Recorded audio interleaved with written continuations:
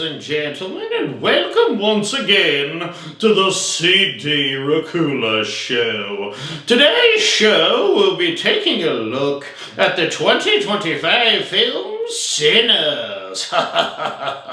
You already know I love me a vampire film, and this movie definitely check that box. But before we drain this episode dry for everything it's worth, could you guys pretty please, with a bloody cherry on top, hit that subscribe button? Do it for me, baby.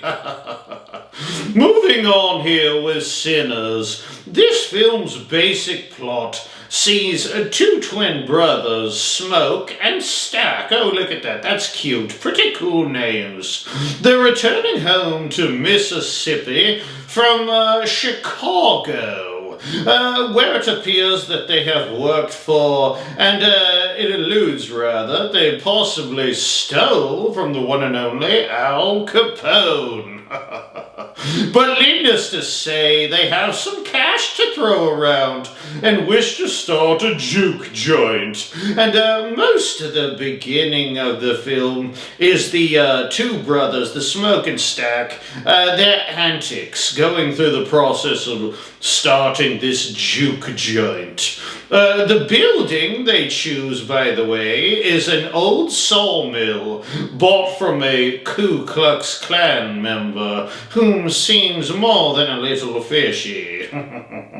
You really get the vibe from the two brothers that they are in fact pretty darn dangerous criminals, as you see them shooting people in the booty and the knees for just looking in their truck. They pick up a variety of interesting characters, from a bouncer named Cornbread to a pianist, Delta Slim, and a variety of other characters. But let's pay special attention to the guitarist, Sammy, who I think is their cousin, whom is apparently some kind of transcendentalist who can attract good, but also attract evil with his beautiful music. He's that good. And that's exactly what he does on his first night at the juke joint, as he attracts a trio of vampires. And that's where the fun truly begins.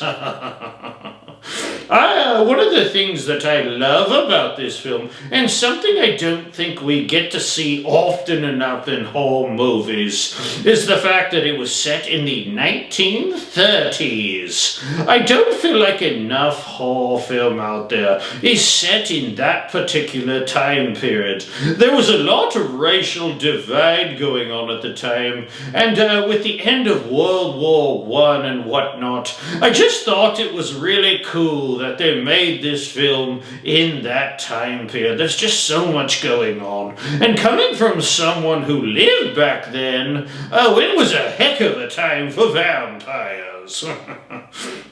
Sinners really played on the fact that the vampires could not enter the threshold unless invited in. And so we see the vampires not able to go for a full-on frontal assault on the humans and having to pick off stragglers one by one and trying all kinds of tactics to get the contingent of humans to invite them in to that old sawmill. It was a lot of fun, and I thought the look of the vampires was definitely scary, with the head vampire, whom was named Remick, being especially spooky with his little creepy singing and doing his little Irish jigs and whatnot. Irish jigs are creepy. Speaking of Irish jigs, one of the scariest scenes to me of the film was when they were singing outside, and all the vampires were dancing around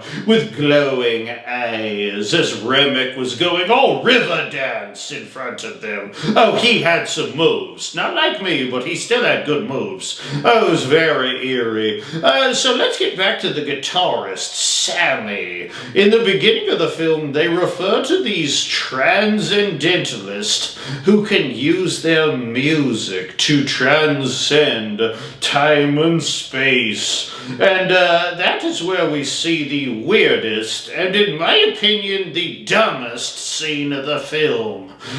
Sammy starts playing his guitar, and everyone starts dancing, and then you have all these musicians from past and present, and they're all playing at the juke joint all of a sudden.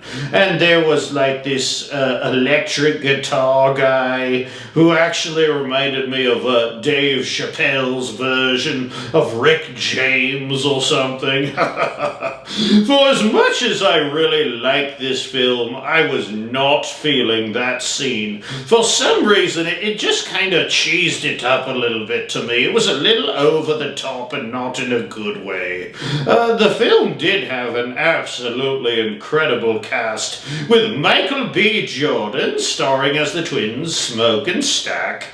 He was in Black Panther and Creed, by the way. Michael B. Jordan is just a cool guy. Reminds me a lot of Will Smith in the 90s and the early 2000s, before he got all, well, let's say he got all slappy and lost his cool.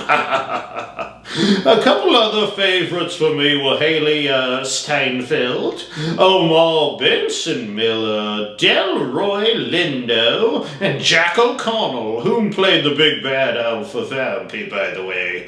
I did think that this movie was scary, and I absolutely loved the surprise ending after the Vampies were done, and we got to see all those KKK guys get shot up by a machine gun at the sawmill for a little added bonus of blood. Blood. And this film did have more of its share of blood, more than its share, rather. All in all, I have no choice but to give this film very high marks on the old Scarometer. One of the better movies I've seen in a long time, and highly, highly recommend it. I would like to thank you for joining me here on the CD Racoola show, and if you could hit that subscribe button, I'd be your bestest friend in the entire world. And who wouldn't want me as their best friend?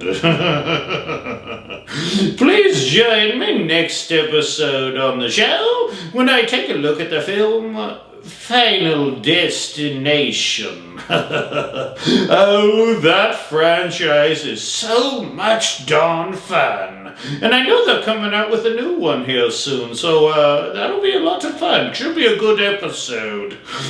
So till next time, my little bloodbags out there in YouTube land, keep in mind that if you keep dancing with the devil, one day he's going to follow you home. Ta-ta, my dears. Ta-ta.